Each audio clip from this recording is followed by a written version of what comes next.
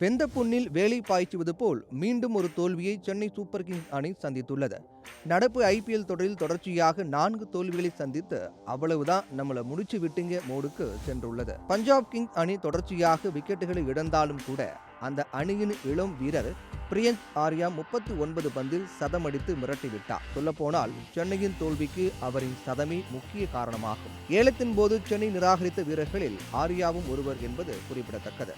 இந்நிலையில் போட்டியின் போது நடந்த ஒரு சம்பவம் சொந்த ரசிகர்களையே வெறுப்பேற்றி உள்ளது. மீண்டும் அணிக்கு திரும்பிய டெவன் கான்வே பஞ்சாபுக்கு எதிராக 49 பந்தில் 69 ரன்கள் எடுத்தார். கடைசியாக சென்னையின் வெற்றிக்கு 13 பந்தில் 49 ரன்கள் தேவைப்பட்டது. அப்போது நல்ல ஃபார்மில் இருந்த கான்வேவை ரிட்டையர்ட் அவுட் முறையில் வெளியேற்றி அவருக்கு பதிலாக ஜடேஜாவை சிஎஸ்கே களம் இறக்கியது. என்றாலும் 18 ரன்கள் வித்தியாசத்தில் சென்னை தோல்வி தழுவியது. இதை பார்த்த ரசிகர்கள் ஜடேஜா ஒன்றும் பெரிய பவர் ஹிட்டர் கிடையாது, அப்படி இருக்க கான்வேவை ஏன் வெளியேற்றினர்?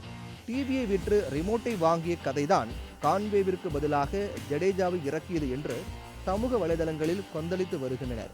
முன்னதாக லக்னோவிற்கு எதிரான போட்டியில் மும்பை அணி நன்றாக ஆடிக்கொண்டிருந்த திலக் வர்மாவை வெளியேற்றி அவருக்கு பதிலாக மிச்சல் சாண்ட்னரை களமிறக்கியது. ஆனால் சாண்ட்னர் பெரிதாக பெர்ஃபார்ம் செய்யவில்லை என்பதால் அந்த போட்டியில் மும்பை தோல்வியை சந்தித்தது.